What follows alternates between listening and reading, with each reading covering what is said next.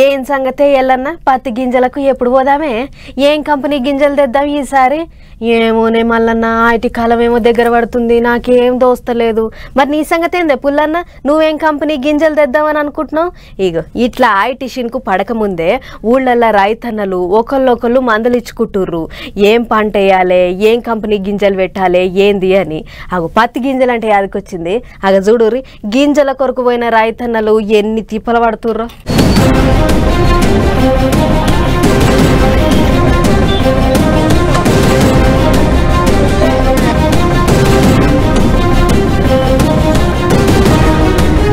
కడుపు చించుకుంటే కాళ్ళ మీద పడ్డట్టే తయారైంది తెలంగాణలో రైతన్నల పరిస్థితి. దుక్కులు దున్నుకున్న కాంచి మొదలు ఇత్తనాలు కొనే కాడ తిప్పలే, మొలకలు వచ్చినాక పిండి మందులు కొనే కాడ తిప్పలే, పంట చేతికి వచ్చినాక అమ్ముకుందానికి పోయిన కాడ తిప్పలే, పంట పండించిన కాంచి అమ్ముకునేటి దానిక కన్నమ్మ కష్టాలు శీతమ్మ శరలైతున్నాయి రైతులకు. ఇప్పుడు ఐటీ కాలం దగ్గర పడుతుందని పత్తి గింజలకు దుకాణాల కాడికి పోతే ఇగో ఇట్ట గంటల కామానం లైన్లలో నిలబడాల్సి వస్తుందట. పొద్దంతా లైన్లో నిలబడితే పొద్దు కాలనైనా గింజలు దొరుకుతాయోనంటే అట్ట కూడా నమ్మకం లేదంటున్నారు రైతన్నలు. 10 లక్షల ప్యాకెట్ల అవసరం ఉందని అంచనా వేసాము. ఇప్పటికే మనకు 8 లక్షల ప్యాకెట్లు జిల్లాకి రావడం జరిగింది, అందుబాటులో ఉన్నాయి. ఇప్పటికే 3 లక్షల చిల్లర ప్యాకెట్లు సేల్స్ అయినాయి.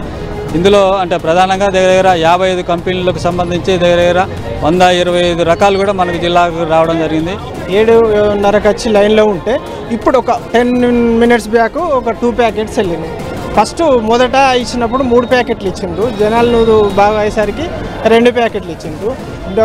ఈ రైతు వేస్తున్నాడు పక్క రైతు వేస్తున్నాడు అని చెప్పేసి ఎన్నో సీడ్లు ఉన్నాయి. సార్ చెప్పినట్టు ఇప్పుడు 300 సీడ్లు ఉన్నాయి, కానీ ఈ 659కి ఎక్కువ డిమాండ్ ఉంది కాబట్టి రైతులందరూ ఇట్లా క్యూలో నిలబడి మా ఇంటి ఉల్లిపాదులు వచ్చి ఆడోళ్ళు మగోళ్ళు అందరు వచ్చి నిలబడ్డా కానీ 4 ప్యాకెట్లు దొరుకుతూ గగనంగా ఉన్నది. ఆగనాట ఓ నాడంతా లైన్లో నిలబడ్డా గింజలు దొరకలేదట. మళ్ళా తెల్లారి మస్కల్నే లేచి వస్తే పైటీలి వాళ్ళకు లైన్ వచ్చిందట. అట్ట కూడా 2 అంటే 2 సంచులు ఇచ్చిదట. ఇంకో 2 సంచులు కావాలంటే మళ్ళీ 2 రోజులు లైన్లో నిలబడాల్సిందే. అయితే రైతాంగం ఒకేసారి షాపుల దగ్గరకు వచ్చేసరికి ఇక్కడ క్యూ కట్టాల్సి వస్తుంది విత్తనాల కోసం.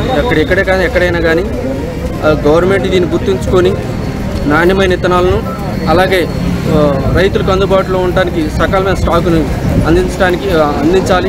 ఇలాంటి క్యూలు కట్టకుండా రైతులు అందరూ అందుబాటులో ఉండాలి విత్తనాలని. ఐటీ శినుకులు పడంగానే దుక్కులు దున్నుకునేటాళ్లకు తయారుగా ఉండాలని ముందుగా తెచ్చుకుందామని పోతే గిట్లా అవస్థ అవుతుంది అనుకొచ్చిండు గీ అన్న.